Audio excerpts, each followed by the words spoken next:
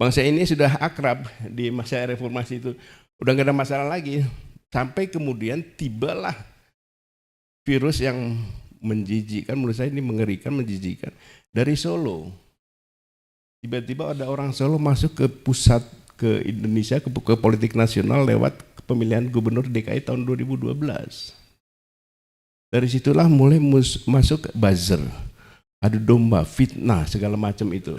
Rekayasa, memelintir fakta, memperkosa fakta, kemudian mendiskusikan lawan-lawan politiknya secara amoral. Pembunuhan karakter kan di zaman itu. Kebetulan pada saat yang sama itu era digital juga tumbuh, sehingga makin luar biasa lah dampaknya yang luar biasa, yang sangar ini. Dampak digital itu dapat dampak dari disrupsi digital ini mencapai puncaknya oleh para pendukung waktu itu, pendukung Joko Widodo ya, jelasan ini. Nah kemudian terjadi kontak-kontakan bukan hanya di opini ya, tapi juga di rumah tangga juga ada kontak-kontakan. Kemarin saya ketemu teman-teman dari TNI, Mas di TNI juga terbelah-belah ya, di polisi juga pun demikian, di birokrasi juga terbelah-belah. Ini sudah bahaya menurut waktu itu kan. Nah tapi kita masih beda toleransi lah, karena ini masih soal bagian dari politik, udah gitu kan juga tren di seluruh dunia juga memang begitu, disrupsi era digital, algoritma ini dimainkan secara luar biasa. Tetapi ada satu hal yang sangat tabu dimainkan di negeri kita ini adalah soal agama. Ketika agama dibenturkan ini, sebetulnya yang dibenturkan itu bukan hanya antar manusia, tapi antar keyakinan yang disucikan itu, antar iman.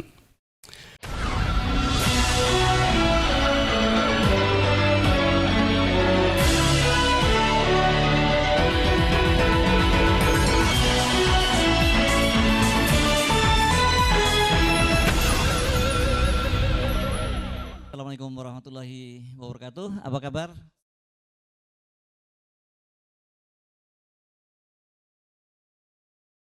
Kembali kita berkumpul di sini dalam diskusi yang dilakukan oleh Koalisi Aksi Menyelamatkan Indonesia. Mungkin banyak yang nggak menyadari bahwa beberapa hari yang lalu sebenarnya bangsa ini hampir terjerumus kembali ke jurang yang sangat kita khawatirkan, jurang yang sangat dalam. Karena ada upaya-upaya untuk mengadu domba antar umat beragama.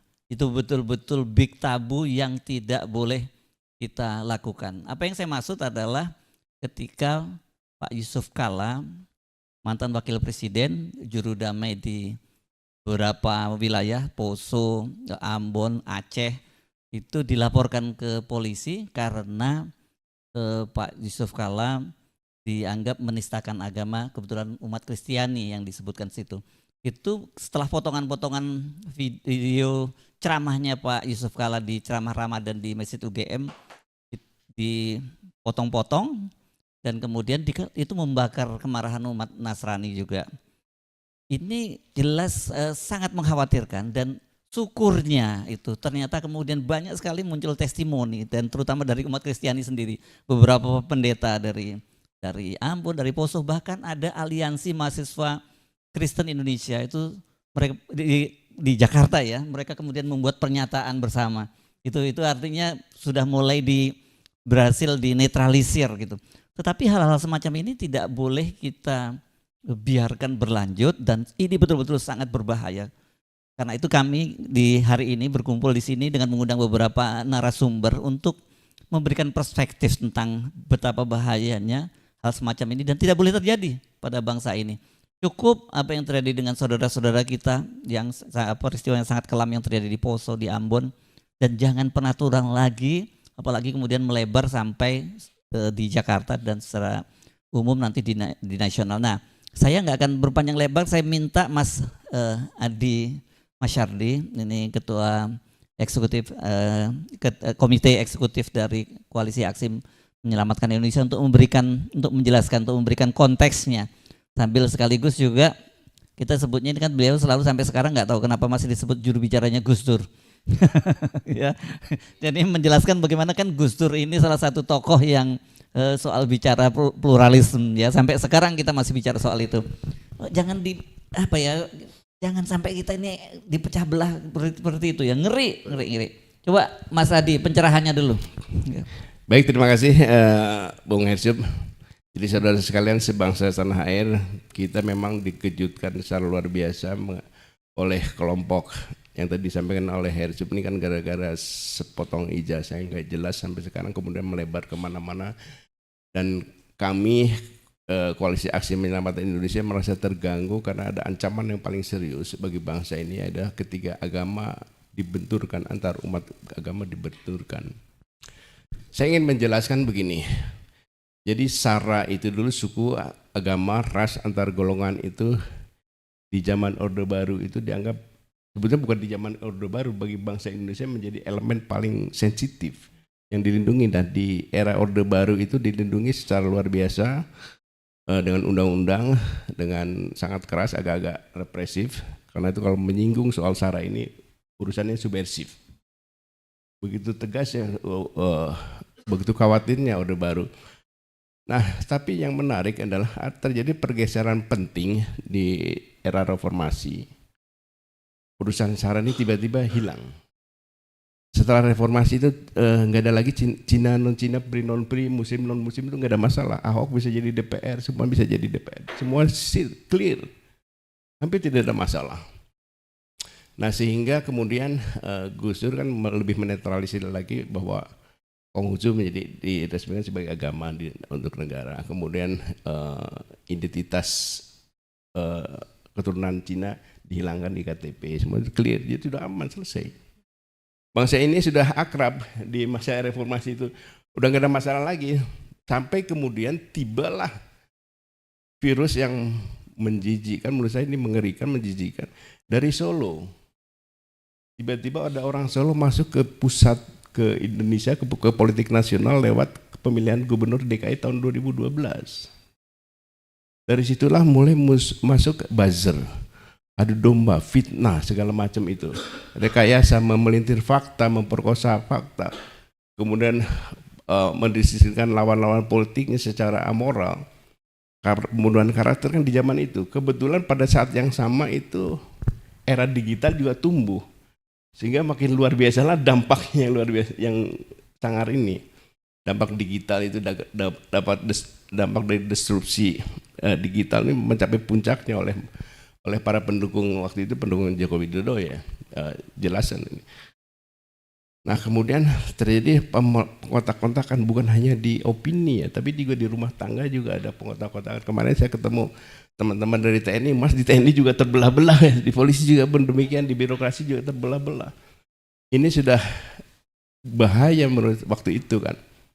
Nah, tapi kita masih beda toleransi lah, karena ini masih soal bagian dari politik, udah gitu kan juga tren di seluruh dunia juga memang begitu. Disrupsi era digital, algoritma ini dimainkan secara luar biasa.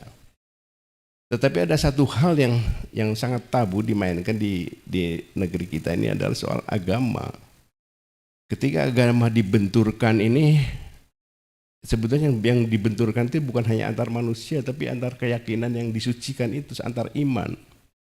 Nah, karena itu saya kemudian menulis soal Bhinneka Tunggal Ika.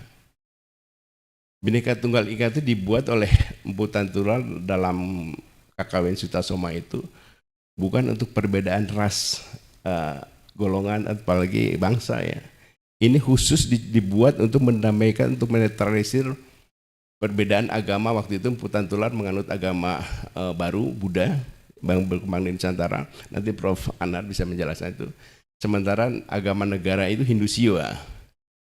Nah, Empu Tantulal nampaknya tidak ingin agama ini dibenturkan. Itu terjadi abad 14.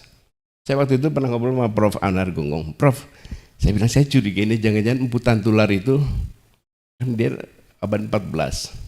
Jangan terpengaruh oleh peristiwa Perang Salib. Karena Perang Salib kan terjadi tahun abad 11 sampai abad 14. Nah, waktu itu Majapahit itu kan juga menjadi lalu lintas internasional juga, ada pergaulan internasional. Apalagi waktu saya lihat di dalam sejarah bahwa Islam masuk ke Indonesia itu sebenarnya sejak kurang lebih pada abad yang sama ketika Rasulullah masih hidup. Jadi atau beberapa puluh tahun setelah hijrah itu udah masuk juga lewat pedagang-pedagang itu. Dan itu kemudian pada abad-abad ketika Perang Salib itu tidak mungkinlah yang perang panjang dengan lalu lintas internasional yang begitu hiruk pikuk itu tidak sampai berita ini ke Indonesia. Nah, saya curiga Mpu Tantular itu tidak ingin agama itu menjadi benturan.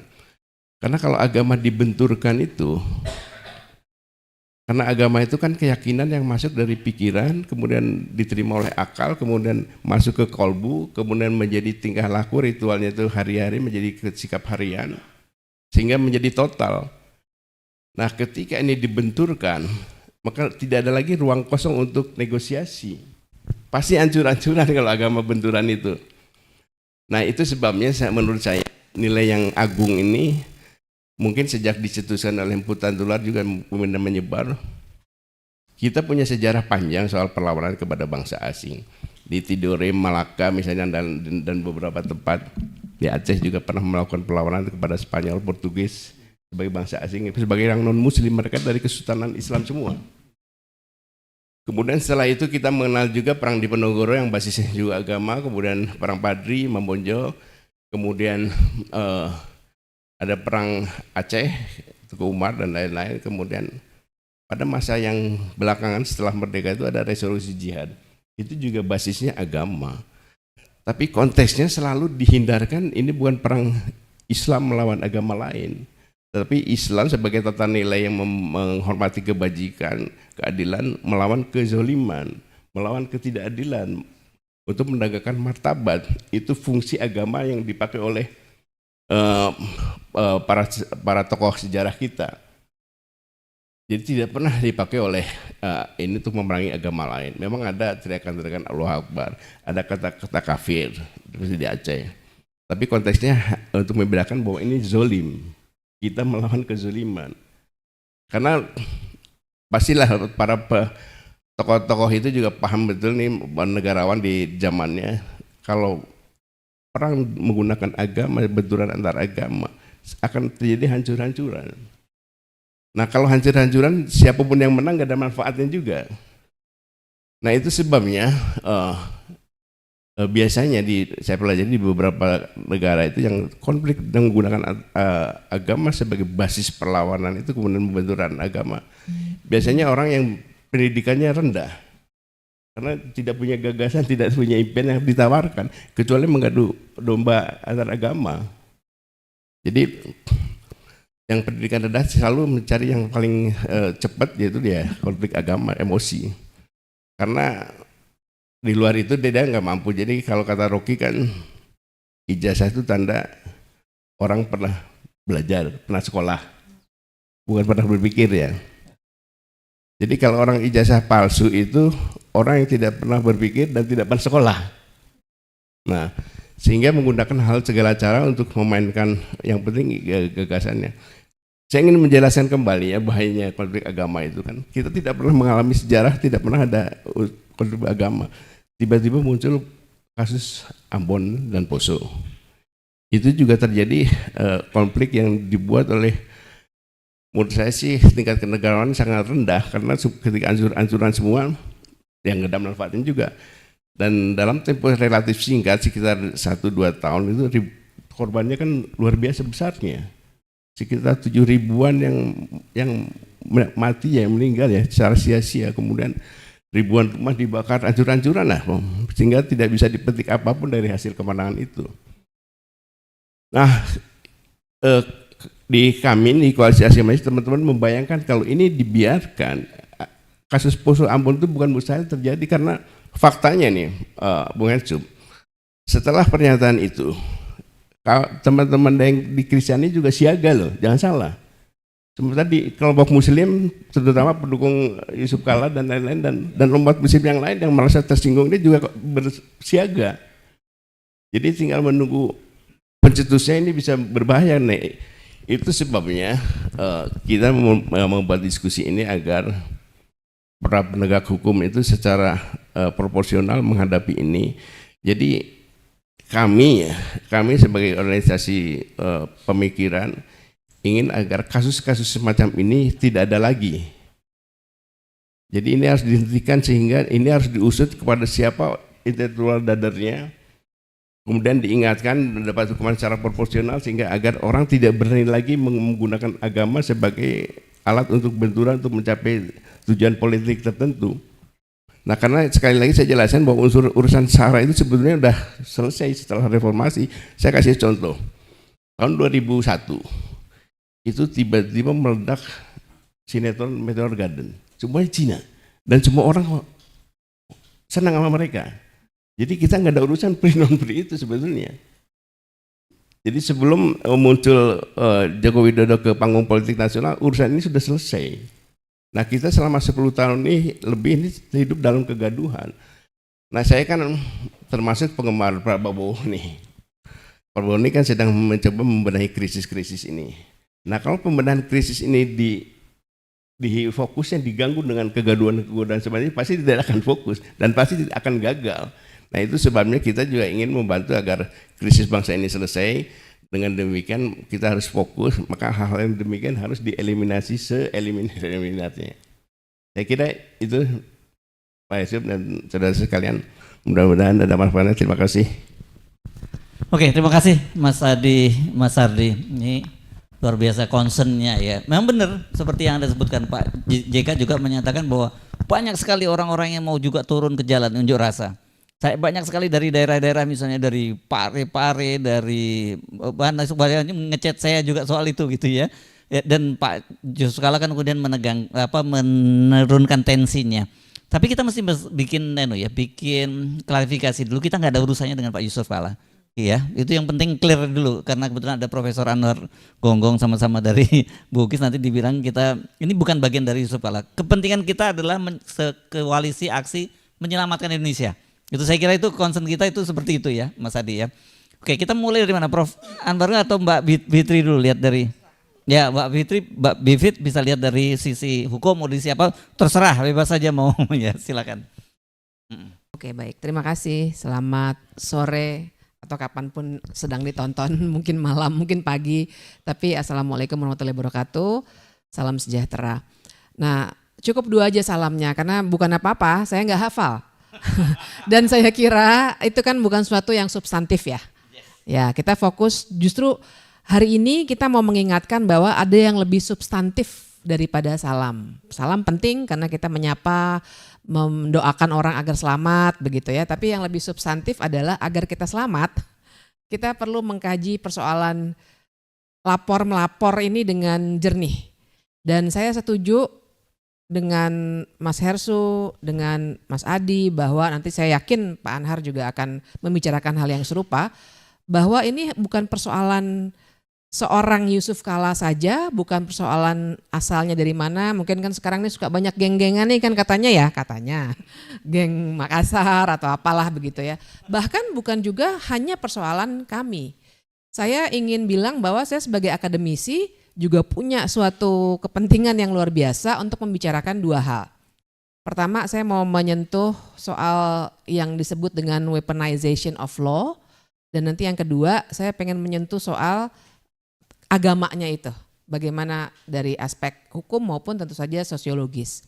Yang pertama soal weaponization of law itu saya ingin mengatakan, saya ingin mencoba untuk memberikan semacam helicopter view tentang apa yang akhir-akhir ini terjadi, yaitu ketika orang-orang penguasa yang paling sering menggunakan adalah penguasa, tapi juga semua pihak sebenarnya menggunakan hukum untuk melakukan apapun yang mereka aspirasikan. Jadi satu hal yang di sebelum acara ini tadi saya berbicara juga, sedikit saya kaitkan karena menurut saya relevan. Berbicara di sebuah forum yang membicarakan ada akademisi 3 orang nih sekarang yang sudah dilaporkan. Ada Saiful Mujani, Ferry Amsari, dan Ubedillah Badrun. Soalnya beda dengan Pak Yusuf Kalla, tapi fenomenanya menurut saya sama. Sumber masalahnya sama, yaitu penggunaan hukum sebagai senjata untuk bikin orang diam atau tujuan-tujuan politik lainnya. Nah, jadi kalau kita membaca situasi misalnya shrinking civic space, tuh banyak sekali laporannya, yaitu menyempitnya ruang gerak masyarakat sipil, kita ini menyempitnya ruang gerak dalam arti kok kita kebebasan berpendapatnya jadi berkurang. Karena banyak yang seperti itu modelnya. Potong video dipolisikan seperti Pak Yusuf Kalla. Saiful Mujani kan juga gitu, potong video soal dibilangnya makar. Ferry Amsari sama soal beras katanya juga dan seterusnya. Dan kalau kita baca literatur dan laporan aktual, jadi bukan hanya teori, bahkan juga laporan dari seluruh dunia, ada fenomena shrinking civic space ini yang biasanya bentuknya itu 4 tuh. Ancaman untuk orang-orang yang kritis ataupun berpendapat, apapun lah pendapatnya, itu ancamannya biasanya 4 jenis. Yang pertama adalah ancaman hukum. Jadi ini bukan khas Indonesia, tapi bukannya saya jadi mengecilkan, saya justru mau bilang ini adalah pola yang sering dipakai untuk tujuan-tujuan politik. Satu, hukum seperti yang dialami oleh Pak Yusuf Kalla dan 3 kawan kita itu, Ferry Amsari, Ubedillah Badrun, dan Saiful Mujani. Kemudian model keduanya adalah serangan fisik. Mohon jangan dilupakan. Ada seorang kawan yang bernama Andri Yunus, kawan muda. Sebenarnya dia dulu mahasiswa saya di STHI Jentera yang kena disiram air keras sehingga kemungkinan besar mata kanannya akan buta permanen. Tapi itu contoh serangan fisik. Jadi model keduanya yang sengaja membuat kita bungkam itu serangan fisik. Yang ketiga adalah serangan digital. Serangan digital ini banyak sekali dan menurut saya to some extent apa yang dalam batas tertentu kita bisa lihat juga apa yang dilakukan terhadap Yusuf Kalla dalam konteks persoalan agama ini juga menggunakan digital kan, karena dipotong tuh. Coba deh tonton utuhnya tuh. Saya karena penasaran, saya merasa gak mungkin Pak Yusuf Kalla ngomong kayak gini. Karena waktu itu saya banyak bekerjanya di Aceh ya, jadi saya tahu persis beliau itu bagaimana, gak mungkin. Saya penasaran, saya cari videonya, benar dipotongnya sembarangan betul, keluar konteks. Jadi tapi itu contoh aja, digital itu bisa menjadi sejahat itu. Jangan-jangan nanti kita ini juga bisa dipotong omongannya, yang mana jadi sulit gitu kita untuk memisahkan. Ini sebenarnya apakah sedang betul-betul ada perkataan-perkataan yang begitu jahatnya atau memang hanya mainan politik. Dan tidak hanya potong-memotong, clipping tuh itu ada ininya segala loh, ada aplikasinya memang untuk motong-motong omongan orang itu. Bahkan dari acara seperti ini. Kemudian tapi di luar itu secara digital juga serangan dari berbagai macam pihak di media sosial, serangan di komentar-komentar, belum lagi ancaman, doxing, hacking dan lain sebagainya. Saya sendiri sudah pernah menjadi korban 2022 hacking, doxing. Kalau dikata-katain sih udah luar biasa sering. Tapi kan saya sering bilang ke teman-teman muda, Mas Adi, teman-teman muda kan banyak yang suka curhat, Mbak saya jadi takut nih ngomong nih karena saya dikata-katain gitu, apalah segala macam bahasa-bahasa jelek begitu ya. Dan yang perempuan juga kan terutama ya lebih rentan kalau perempuan itu. Saya bilang sama teman-teman muda jangan takut karena don't take it personally. Jadi misalnya mereka ngatain jelek loh gitu misalnya ya, atau apalah dulu saya dikatain macam-macam tuh aura maghrib lah segala macam gitu karena warna kulit saya tidak seputih imajinasi yang dibayangkan. Kan kita ada masalah itu ya. Udah tengah malam ya. Tapi kan ada apa ya stereotip yang dilekatkan. Kalau perempuan tuh mesti begini, badannya mesti begini, rambutnya mesti begini, kulitnya mesti begini. Nah saya teman-teman muda itu kan sering merasa wah apa benar ya saya seperti itu. Saya bilang don't take it personally. Buat mereka bahkan nggak kenal Anda. Tapi mereka cuma mau ngata-ngatain karena mau bikin Anda menjauh dari media sosial untuk berkata kritis. Mereka dibayar, buzzer itu. Dan itu real, buzzer itu real karena saya ada beberapa sempat minta ketemu cerita metode buzzer itu ya itu real sekali. Tujuannya memang chilling effect untuk bikin terutama yang anak-anak muda, mungkin kalau kita ini kan udah selesai ya dikatain gitu bodoh amat gitu. Tapi kan buat teman-teman muda kadang-kadang itu bikin kesehatan mental juga jatuh gitu. Jadi anak muda banyak yang kemudian jadi ragu-ragu, keluar dulu, saya nggak mau lagi menyentuh media sosial. Saya bilang jangan, karena itu adalah metode standar yang memang ingin membuat kita diam dan menjauh dari media sosial, karena kita membuat yang mereka sebut sebagai noise. Kita membicarakan hal yang mereka tidak mau dengar dan mereka tidak mau banyak orang mendengar, karena mereka ingin menyembunyikan sesuatu. Nah, itu yang perlu kita sorot. Tapi ada metode keempat juga sedikit saja soal metode membungkam secara administratif. Nah, ini misalnya dalam arti secara administratif tuh katakanlah mempersulit kalau ada persoalan-persoalan administratif, misalnya pendirian lembaga misalnya gitu, atau pajak dan hal-hal lainnya yang sifatnya hukum administratif. Kalau narasi sih banyak ya, banyak lah soal antek asing lah segala macam lah itu ya. Tapi baiklah, mari kita berfokus pada apa yang hari ini kita mesti bicarakan. Saya ingin jadi menekankan bahwa penggunaan hukum untuk membungkam orang itu sudah menjadi fenomena dunia. Jadi kalau kita baca beberapa referensi buku misalnya Autocracy Incorporated atau misalnya How Democracies Die, kita akan melihat itu memang metode yang banyak dipakai oleh orang-orang untuk tujuan-tujuan politik. Itu satu tuh, jadi saya mau menyoal hukumnya dulu. Jadi kalau misalnya, kan begini, kalau misalnya kita bilang, toh kita bisa buktikan nanti di pengadilan bahwa tidak ada yang salah dengan perkataan Yusuf Kalla ataupun Ferry Amsari atau yang lainnya. Tapi kan tujuan mereka memang bukan soal menang atau kalah di pengadilan. Tujuan mereka adalah membuat kita repot. Satu. Yang kedua, tujuan mereka bikin orang lain juga jadi takut untuk berbicara. Membuat kita repot tuh apa? Misalnya walaupun nanti bisa dibuktikan dan mungkin Pak Yusuf Kalla atau yang lainnya bisa menang di pengadilan, tapi kan proses itu painful ya.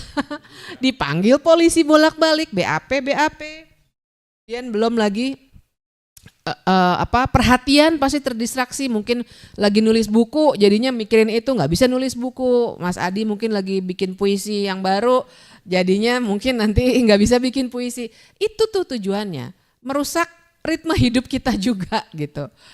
Artinya saya mau bilang memang bukan soal menang kalahnya aja. Jadi kita itu juga yang kita harus baca, sehingga kita harus bilang jelas kepada penegak hukum. Dan biasanya yang ngambil duluan, yang menerima, bukan ngambil ya, menerima laporan, kan ada laporan tipe A, laporan tipe B itu, adalah tentu saja kepolisian. Nah, kepolisian itu memang akan sering berkata, ya tugas kami adalah menerima semua laporan masyarakat.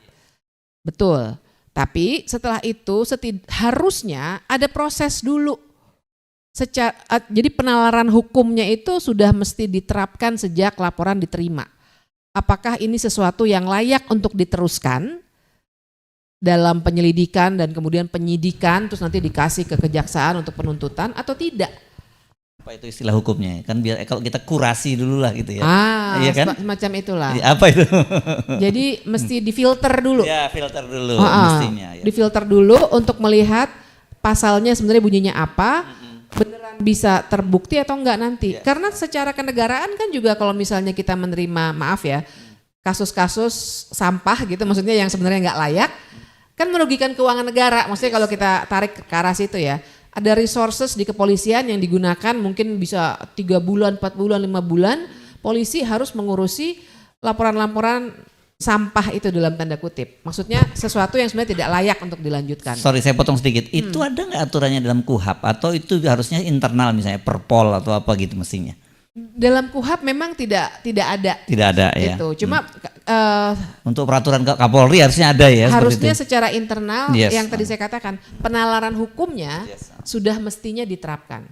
Karena itu banyak sekali. Misalnya ada orang yang saya baca tuh kemarin. Dia atau yang heboh sekali misalnya orang yang dibegal, dia menyerang balik, orangnya luka, malah dia yang dilaporkan. Atau kan mestinya kepolisian terus bilang, loh ini nggak bisa diterima nih, karena sebenarnya yang bersalah nih orang yang membegal. Atau orang yang diperkosa, perempuan diperkosa, kemudian dia menyebarluaskan karena dia mengadvokasikan sebenarnya ya Lewat tujuannya. media sosial ya. Lewat media sosial. Dia yang kena dengan pencemaran nama baik. Ya. Kan secara logis kalau dalam hukum ya penalaran hukumnya harusnya sudah bisa dibilang diterima dulu silakan, itu kewajiban kepolisian. Tapi dicek begitu. Oh, loh ini yang nggak layak dilanjutkan. Ya sudah, kemudian dihentikan. Nah, kemudian poin kedua yang ingin saya sampaikan soal kerukunan beragamanya, soal politisasi agama itu tepatnya. Jadi mungkin si pelapor itu tujuannya mungkin soal barangkali ada kaitannya dengan Jokowi karena membicarakan soal ijazah. Tapi ini kan bermain-main dengan api nih. Mungkin tujuannya itu, tapi yang kena persoalan kerukunan beragama. Dan itu kita tuh kalau persoalan itu politisasi itu yang luar biasa. Karena saya setuju dengan Mas Adi dan juga saya kira nanti Pak Anhar bisa bicara panjang soal sejarahnya. Soal agama, soal ras itu kan sebenarnya kita nih baik-baik saja sebenarnya. Tapi karena dipolitisasi maka terjadilah misalnya apa yang terjadi tahun 98. Keturunan Tionghoa di macam-macamin lah ya, termasuk yang kemarin baru saja ditolak oleh Pengadilan Tata Usaha Negara penyangkalan adanya pemerkosaan massal pada tahun 98 terhadap etnis Tionghoa misalnya. Jadi tapi mari kita fokus ke soal perbedaan-perbedaan di antara masyarakat Indonesia yang memang sangat plural ini. Yang menurut saya sesungguhnya baik-baik saja. Kalau saya lagi ngobrol, saya juga ngajar selain di Jentera juga ngajar di Atmajaya. Yang memang banyak mahasiswa saya misalnya yang plural betul. Di situ ada keturunan Tionghoa. Kadang-kadang saya ngajar suster dari agama Katolik gitu ya. Tapi juga banyak yang Islam di situ. Dan interaksi kami biasa saja, sama sekali. Saya juga harus mengajar bagian-bagian soal hak asasi manusia dan seterusnya. Nggak ada yang salah. Sehingga mungkin itu cerminan kecil saja, tapi saya mau bilang kita sebenarnya sudah cukup selesai dengan itu. Bahkan sejak 98 pun setelah pengalaman kita ketika ras dan agama dipolitisasi, termasuk tadi ya Poso dan lain sebagainya, kita udah banyak belajar. Jadi kalau saya ngobrol sama anak-anak muda, buat mereka nggak ada soal. Buat anak muda kan ini udah borderless-nya luar biasa ya. Dengan internet mereka udah mainnya meme dari Jepang, One Piece misalnya yang kemarin heboh dengan Jolly Roger itu, atau tahu-tahu udah membicarakan Trump, membicarakan apa yang terjadi di Iran, di Gaza dan lain sebagainya. Semua informasi sudah borderless. Jadi buat mereka juga beda agama, beda ras, beda apapun, bahkan beda bahasa, udah bukan permasalahan. Beda bahasa aja kita udah punya aplikasi. Pergi kemana-mana tinggal ditranslate secara otomatis. Jadi perbedaan tuh udah sama sekali buyar. Tapi mau dipolitisasi lagi. Nah ini yang buat saya mengerikan sekali karena hal seperti ini terus-menerus berulang. Bahkan ketika ada pembicaraan soal agama dan ras, lagi-lagi agama juga kan kemarin terjadi ya beberapa kali sebaliknya. Untuk perayaan Paskah misalnya ada yang dibubarkan baru-baru ini. Atau aliran-aliran segala macam lah. Yang segala macam lah tuh saya bukannya mengecilkan, tapi saya mau bilang banyak kasus. Karena saya tidak mampu lagi menyebutkan satu persatu, di mana akhirnya perbedaan itu dibesar-besarkan, dipolitisasi, dijadikan keributan-keributan yang sebenarnya tidak perlu dan barangkali tidak diinginkan sebenarnya. Tapi eksesnya ternyata jauh panjang. Nah itu yang kita harus hindari itu, sehingga balik lagi dari segi persoalan hukumnya memang harus dari awal tuh difilter apa yang memang tidak layak untuk dilanjutkan seperti ini, bahkan berbahaya untuk menyulut politisasi perbedaan kita yang sebenarnya indah ini menjadi suatu bentuk-bentuk saling membenci, itu harusnya dihindari gitu. Nah dengan ini saya kira kita jadi membangun republik yang lebih baik. Republik yang pembicaraan seperti itu diterima saja sebagai sebuah percakapan publik. Kalau misalnya ada tindakan-tindakan yang tidak disetujui, percakapkan, perdebatkan silakan. Matternya itu apa, isunya itu apa. misalnya masih mau berdebat soal isu ijazah yang buat saya juga udah agak kelamaan ya.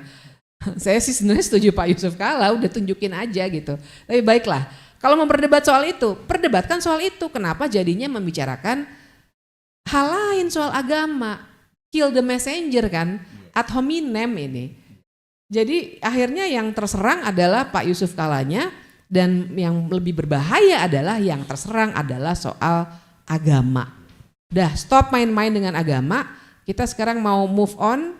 Apapun yang mesti kita lakukan hari-hari ini lakukan, apa yang pun yang mau dipercakapkan secara publik percakapkan, silakan berdebat, bertengkar gagasan, tapi jangan bawa-bawa hukum. Ulun sih menurut saya, udah susah kalah berdebat, bawanya masuk hukum, lapor-laporkan. Nah ini yang saya kira harus kita bicarakan. Mungkin di situ dulu kali ya Mas Hersu ya. Terima kasih. Assalamualaikum. Waalaikumsalam warahmatullahi wabarakatuh. Terima kasih Mbak Bivitri. Jadi memang menarik tadi kan Mas Adi juga bilang, saya tadi coba buka-buka yang secara genealogis perbazran ini muncul itu ya. Ini memang ini ada tulisan dari wartawan The Guardian di Jakarta, Kit Lam.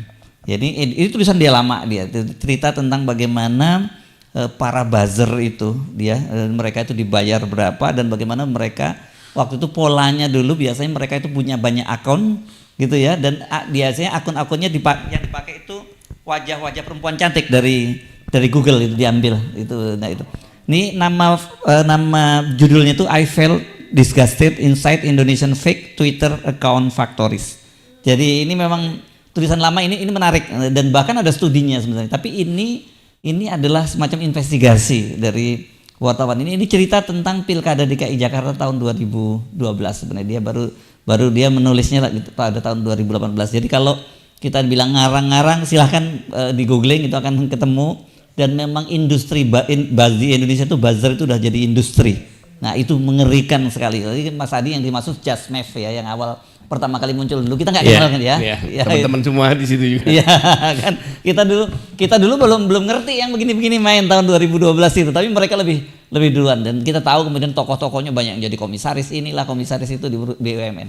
Oke, kita kembali, penting banget sejarah. Saya senang selalu ngomong sejarah. Sebenarnya saya sering sedih bahwa anak-anak sekarang ini nggak banyak belajar sejarah, padahal tanpa sejarah kita sebenarnya nggak ngerti bagaimana sebenarnya kita hidup hari ini, apa yang sebenarnya terjadi.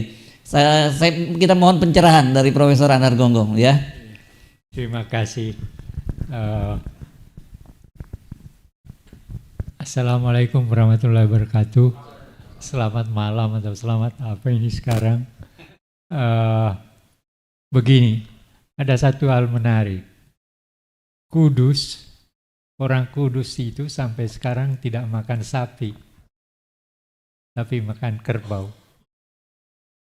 Alasannya apa? Agar supaya orang Hindu tidak tersinggung. Itu cara daripada penyebar agama kita untuk menghindarkan bagaimana sesuatu ajaran bisa diterima tanpa harus dengan konflik. Itu baru satu contoh, belum yang lain. Dalam kehidupan kita sebenarnya, menjadi Indonesia itu justru adalah oleh karena kerjasama di antara pemuka-pemuka agama ini. Jadi kalau mau bicara tentang agama dalam kemerdekaan Indonesia, semua agama terlibat. Pemimpin-pemimpin agama kita terlibat. Jadi kalau ada orang yang mau membenturkan agama yang satu dengan yang lain, dia akan bunuh dirinya sendiri. Karena landasan tersebarnya agama manapun tidak pernah dengan sebuah pertengkaran. Itu fakta sejarah kita.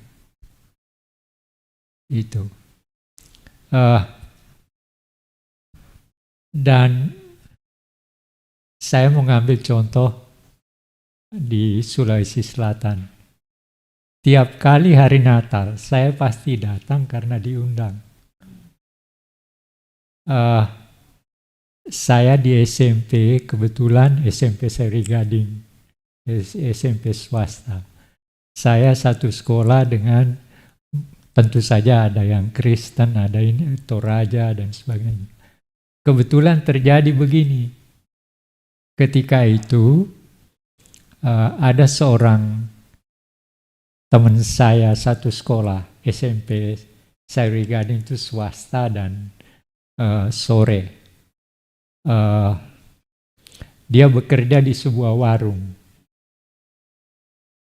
Nah, tiba-tiba Andi Sose, Komandan Korem ketika itu, menghilangkan warung di pinggir pantai. Nah, teman sekolah saya ini kehilangan pekerjaan dan tidak punya tempat karena dia tidur di warung itu. Dia datang ke saya. Waktu itu dia masih manggil nama asli saya, Andi Gonggong. Boleh nggak saya numpang di rumahnya? Karena saya sekarang tidak punya rumah, tidak punya pekerjaan. Ya saya bilang, nanti saya ngomong sama ibu saya, tapi saya yakin ibu saya pasti setuju. Akhirnya dia tinggal dan sekarang sampai sekarang jadi keluarga. Itu satu. Ada guru SD juga Kristen, baru datang ke Parepare untuk mengajar, tidak punya rumah. Nah, saya diberitahu oleh seorang guru mereka itu, saya bilang, nanti saya ngomong sama kakak saya. Saya ngomong sama kakak saya bilang, lah itu rumah yang di sebelah sana kosong, suruh aja tidur di situ. Jadi tidak pernah terjadi, ini sekadar contoh, dan Yusuf Kalla juga seperti itu kok. Jadi saya sangat aneh kalau Yusuf Kalla dianggap melakukan suatu tindakan yang mencela agama. Pasti tidak. Bagaimana mungkin lingkungannya, pegawainya, segala macam tidak memungkinkan itu terjadi. Nah, juga bagaimana dia mau bicara tentang persoalan agama dikait dengan Poso dan Ambon. Tidak mungkin lah, dia yang menyelesaikan kok. Kan artinya apa? Menurut saya, orang yang membuat langkah-langkah seperti ini, itu adalah orang yang memang punya tujuan tertentu barangkali. Saya tidak mau mengatakannya, tapi saya melihat bahwa menuduh Yusuf Kalla seperti itu tentu tujuannya ada. Tetapi aneh buat saya, Yusuf Kalla itu saya tahu sekarang ini tidak punya tujuan politik apa-apa lagi. Dia tidak punya anak untuk dijadikan apa, nggak ada. Jadi aneh kalau Yusuf Kalla itu dituduh melakukan membicarakan sesuatu yang menghina agama. Itu pasti tidak akan terjadi. Dari sejak lingkungan keluarganya, dari ayahnya sampai dia sendiri dan keluarganya tidak memungkinkan itu terjadi. Dan itu pula yang mendorong dia mengapa dia mempertaruhkan jabatannya sebagai Menko Kesra ketika itu untuk menyelesaikan Poso dan Ambon. Landasan itu, lingkungan itu yang menyebabkan juga mendorong dia seperti itu.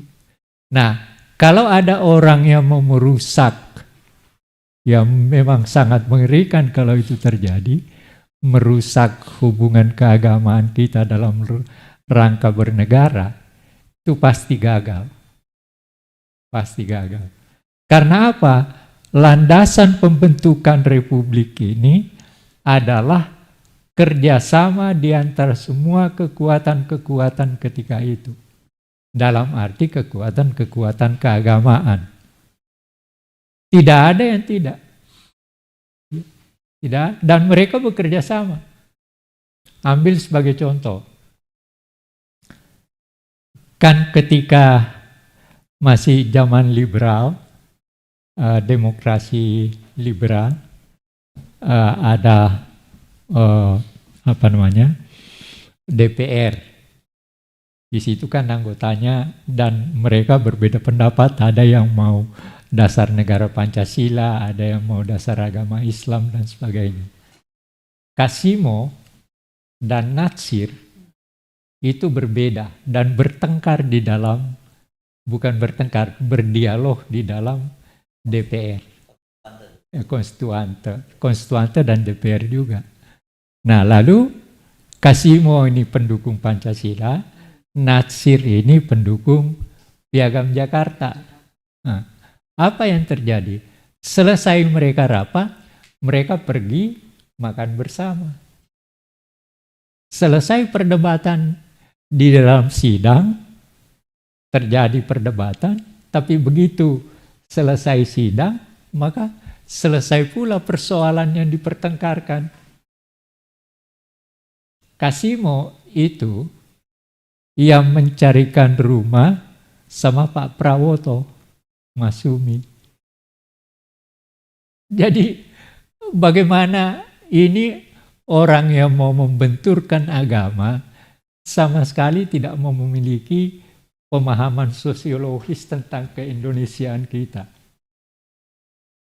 Saya percaya itu, dan makanya ketika saya diberitahu sama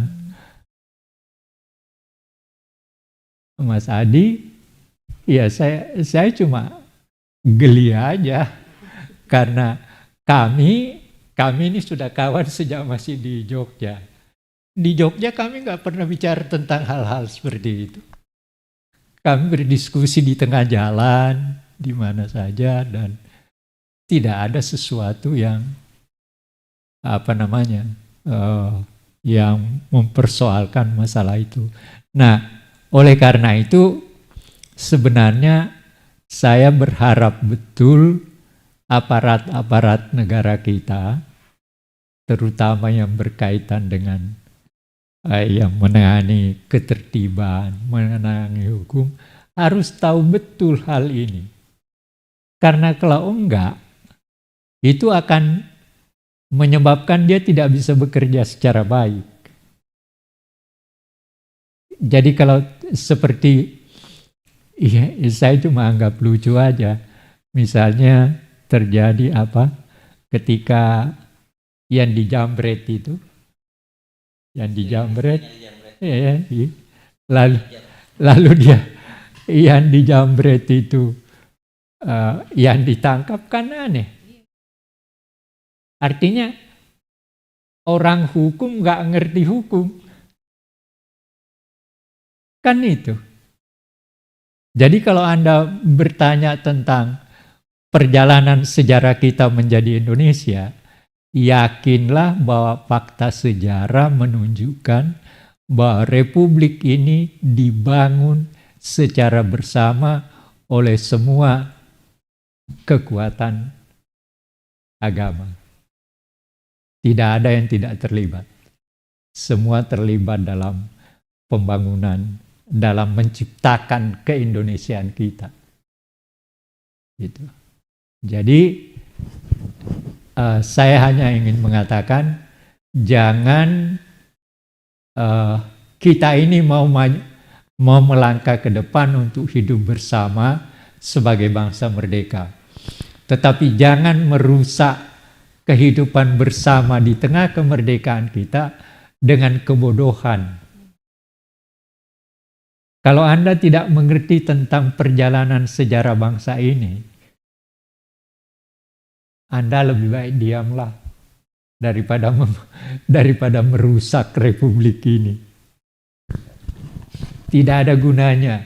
Bayangkan kita sudah 80 tahun merdeka, dan saya ingin mengingatkan seperti yang dikatakan Mas Adi tadi. Tidak pernah kok berbagai pemberontakan yang dilakukan oleh bangsa kita terhadap Belanda atau penjajah, itu tidak pernah dengan landasan agama dalam arti kata bahwa dia memperjuangkan agamanya untuk mendapatkan sesuatu. Enggak. Yang menjadi persoalan perlawanan memang adalah agama untuk melawan ketidakadilan. Gitu. Jadi tidak oleh karena menonjolkan keagamaannya seperti Diponegoro, seperti Imam Bonjol dan segala macam, itu yang dia pakai agama untuk melawan ketidakadilan yang dilakukan oleh penjajah. Jadi tidak ada sama sekali. Saya ingin mengatakan kepada Anda semua, kepada bangsa saya, jangan kembali kita kepada ketidakmampuan kita untuk berpikir secara jernih bahwa republik ini dibangun secara bersama, dan mari kita hidup dan membangun republik ini bersama-sama pula dengan mengatakan bahwa kita semua punya sumbangan untuk kelangsungan hidup bersama kita. Itu yang saya mau katakan. Oke, tapi begini Prof ya, realitasnya terjadi, peristiwa pernah terjadi di kita, di Poso pernah terjadi, di Ambon pernah terjadi, dan tentu kalau kita melihat bagian lain dari belahan dunia, kita melihat apa yang terjadi pada katakanlah antara konflik Bosnia Herzegovina dengan dan di situ juga ada orang Serbia juga, itu kan juga ada akarnya agama. Bagaimana kita menjelaskan soal itu bahwa kalau saya bisa menyimpulkan sebenarnya itu bukan konflik laten yang kira-kira begitu yang tadi Prof. Andar Gogong diskusi, tapi pernah terjadi dan sebenarnya kita tidak boleh lagi memicu itu sehingga terjadi lagi. Nah, sebenarnya sederhana, kan terjadinya Poso dan Ambon itu kan hanya situasi yang memang ada yang buat juga. Okay. Ada yang buat. Ada yang memprovokasi ada juga yang ya. memprovokasi. Nah, inilah yang harus kita hati-hati. Inilah kewajiban daripada aparat negara untuk menghindarkan provokasi ini. Itu yang harus menjadi terutama dipahami oleh aparat negara bahwa dia sudah tahu bahwa ada gejala provokasi, maka dia harus mengambil tindakan. Menurut saya apa yang terjadi di Poso dan itu kan cuma ada provokasi situasi. Kita kan ketika itu dalam keadaan yang sedang menuju kepada situasi yang baru, ya kan? Awal reformasi kan itu. Dan ketika itu kita memang masih sedang mencari pola-pola tertentu. Nah, tetapi ketika terjadi itu, ketika mungkin orang sedang bingung, tampil seorang Yusuf Kalla mencari cara bagaimana menyelesaikannya. Dan berhasil dia. Nah, ini kan yang orang nggak ngerti kali. Iya kan? Tidak terbayangkan mungkin oleh dia bagaimana seorang Yusuf Kalla di tengah situasi yang kacau itu mampu tampil dan berhasil. Dan ironisnya dia sekarang dituduh melakukan itu. Ironisnya itu. Ya. Jadi ketidakmengertiannya menuduh itu yang aneh buat saya. Dan saya mau mengatakan kepada sebangsa saya, orang-orang non-Islam atau Kristen Katolik, saya ini 30 tahun mengajar di Atmajaya. Lebih lama nih Mbak Vivit. Iya, 30 tahun. Oke, terus. 30 tahun saya mengajar dan saya teman baik semua. Ya.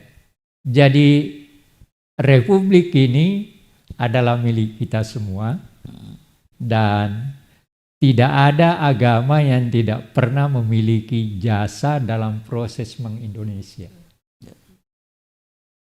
Dan kalau Anda mau merusak lagi, aneh buat saya. Ya. Jadi sebangsa saya, sebangsa kita semua, hindarkanlah persoalan-persoalan yang tidak kita perlukan dalam kelangsungan hidup bersama. Terima kasih Prof. Tapi saya nambah ke Mbak Bivit ya, sebentar Mbak Bivit ya. Berkaitan tadi dengan pernyataan dari Prof. Anhar Gonggong tadi juga Anda juga soal menyinggung bagaimana sebenarnya peran penegak hukum ini. Karena dilematisnya satu, kalau dia ada laporan dia tidak terima, itu nanti dia dianggap akan berpihak. Tapi kemudian kalau kita dorong, tindak keras ya orang-orang yang melakukan fitnah, yang seperti itu gitu ya, karena orang-orang seperti ini berbahaya, nanti dia dianggap juga itu juga represif juga terhadap kebebasan berpendapat. Gimana tuh? Iya, makanya dalam hukum itu kan tadi saya sebut kata kuncinya ada penalaran hukum yang harus diterapkan. Kalau dalam hukum itu kalau misalnya apapun sebenarnya bisa dipersoalkan secara hukum. Itu dulu ya. Saya kalau misalnya katakanlah lagi pengen jahat gitu sama Mas Hersu, saya bilang aja, Anda ini bikin saya nggak nyaman harus datang ke podcast seperti ini, terus saya laporkan aja ke polisi. Banyak pasal yang bisa saja dipakai dalam KUHP kita pun yang baru. Bisa aja kalau saya mau. Saya karang-karang aja. Maksudnya itulah soalnya dengan hukum. Makanya orang yang belajar hukum itu harus belajar nilai-nilai juga, harus belajar etik harusnya. Nah tapi anyway, tapi kan ketika masuk dalam wilayah penegakan hukum berdasarkan Kitab Undang-Undang Hukum Acara Pidana, penalaran hukum itu sudah mesti diterapkan. Jadi kalau dalam saya suka mengingatkan tuh, kita suka bicara logika dasar, tapi ada logika hukum yang sudah bisa mulai diterapkan ketika ada suatu wilayah yang masuk ke wilayah suatu persoalan yang sudah masuk ke wilayah hukum. Nah jadi disitulah sebenarnya kepolisian, saya dari tadi membicarakan kepolisian karena yang menerima laporan pertama-tama itu penyelidikan kepolisian ya, jadi biar memahami konteksnya, biasanya kepolisian, terus kejaksaan, terus hakim kalau dari segi aparatur penegakan hukumnya. Nah disitulah kepolisian sudah bisa menerapkan, dia sudah harus bisa melihat konteks kasusnya. Jadi tadi misalnya membaca, ini sebenarnya isu awalnya adalah penjamretan tadi yang Pak Anhar sudah bicarakan. Jadi mereka sudah bisa memberikan justifikasi ketika misalnya harus melakukan penolakan. Diterima secara administratif pasti harus, pasti. Kasus belinya lah gitu ya. Jadi mereka kemudian sudah bisa memberikan penilaian dari aspek penalaran hukum. Ternyata yang jadi masalah adalah isu awalnya, peristiwa hukum awalnya adalah penjamretan. Kalau tiba-tiba penjamretnya melaporkan orang yang dijamret, itu kan sudah pasti harusnya langsung ditolak aja kan gitu. Harusnya kemudian diterima dulu secara administratif, tapi bisa bilang nggak bisa karena peristiwa awalnya adalah penjamretan. Nah tangkap dulu jamretnya langsung. Iya, langsung diklarifikasi itu bisa. Jadi boleh. Jadi dalam kasus tadi kan sebenarnya kan pertanyaannya Mas Hersu penting banget tuh soal kita juga pengen orang yang melakukan fitnah misalnya segera ditindaklanjuti. Saya setuju juga. Nah tapi makanya biasanya kepolisian juga akan melakukan tahap awal itu, melakukan filter itu untuk menelaah terlebih dulu kasusnya. Jadi kan karena penegakan hukum itu kan bukan mesin. Disitulah saya suka ngingetin mahasiswa saya, kita ini bukan mesin, bukan AI loh. Langsung proses apa saja, tapi ada penalaran hukum yang sudah bisa kita gunakan dari awal. Nah jadi di situ titik pentingnya, makanya kita penting punya kapasitas kepolisian yang juga baik gitu ya. Oke, menarik. Mas Adi mau nambahkan sedikit sebelum kita ini ada termin soal bicaranya ya. Ya saya tambahkan begini. Tadi yang Prof. Anhar sudah menjelaskan bahwa landasan kita basisnya soal kerukunan itu sudah jauh berpuluhan abad, belasan abad. Tetapi kenapa terjadi juga di Poso? Kenapa terjadi di Ambon? Kan ada mobilisasi, ada adu domba. Nah situasi hari ini kan seperti itu. Kenapa kita cemas itu kan? Yes. Pertama, kalau di Poso waktu Ambon waktu itu aja belum ada digital aja bisa begitu. Apalagi hari ini kan saya tadi jelasin. Saya juga cek teman-teman yang Kristen juga siaga, yang Islam waspada. Ini kalau jadi kan tinggal menunggu sumbu aja. Nah jadi untuk masalah terutama soal agama ini harusnya sih ada lex spesialis ya. Setelah masuk ini jadi ada khusus. Karena itu dulu ketika ada sedikit-sedikit kan teman-teman dari non muslim itu ketika rumah ibadahnya dirusak ngadu ke kita. kita penyelesaian. Saya bilang ini bukan konflik agama, jangan ke kita. Dan saya bilang buat teman-teman NU jangan mau ngurusin ini kan soal pidana nih, dia merusak bangunan milik orang, justru proses saja di situ. Jangan kait-kaitan dengan agama. Ini saya bilang ini polisi juga ngaco nih soal gini, masukin ke antara agama, kemudian kita suruh mendamaikan. Hukum dulu dong dijelasin, ini melanggar undang-undang pasal, kan ada KUHP-nya, perusahaan milik orang lain. Di situ aja men. Nah kemudian kita kan belasan tahun juga kerja-kerja menyelesaikan persoalan ini, terutama masalah demokrasi. Demokrasi bisa jalan kalau ada egalitarisme kan, semua sama di bidang hukum. Karena itu pasca reformasi kan kita mendapatkan demokrasi. Kita semua bersama Gus Dur kan semua menjelaskan bahwa semua sama. Itu sebabnya Ahok tuh teman saya, teman baik saya, bisa jadi DPR, vokal juga. Nah masalahnya ketika dia berpasangan dengan Joko Widodo menjadi ngaco.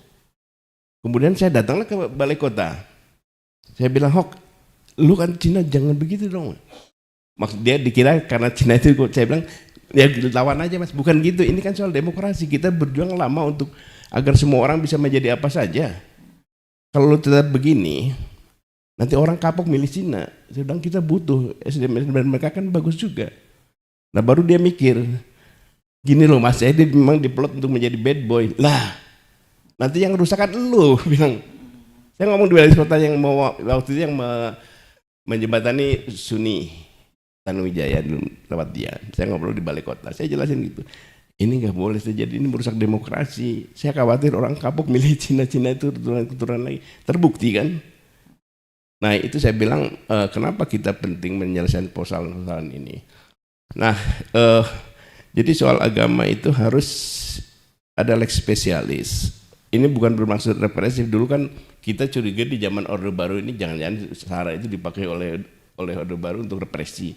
Dan yang itu kan sebetulnya cuma satu aja, agama aja. Agama yang paling penting itu aja, karena yang soal ras antar golongan kan dengan kawin mawin udah selesai, nggak ada masalah kita nih. Nah kalau soal agama itu ketika dibenturkan, kita dibenturkan ya bukan benturan ya.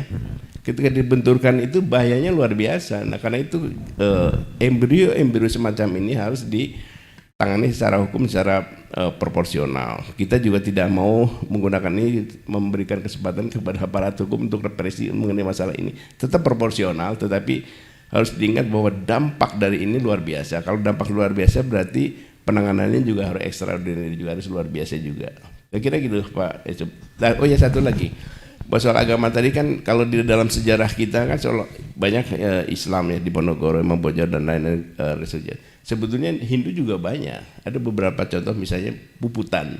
Puputan itu kan sahih menurut agama Hindu, kalau kita perang melawan kebatilan mati masuk surga, itu nirwana juga. Itu puputan itu ada 3 atau 4 kali dah melawan kolonial. Jadi nah begitulah agama kalau menegakkan keadilan memang habis-habisan. Nah semangat agama itu habis-habisan. Jadi kalau ini dipakai untuk diadu untuk hal-hal yang remeh-temeh, yang hoax itu kan habis-habisannya kan sia-sia, bahaya. Itu pentingnya dalam konteks ini ya. Kenapa kita mengingatkan bahwa ini harus menjadi episode terakhir huru-hara kegaduhan di dunia maya yang terjadi di dunia nyata harus diantisipasi. Terima kasih. Oke, terima kasih. Kita beri plus untuk 3 orang pembicara.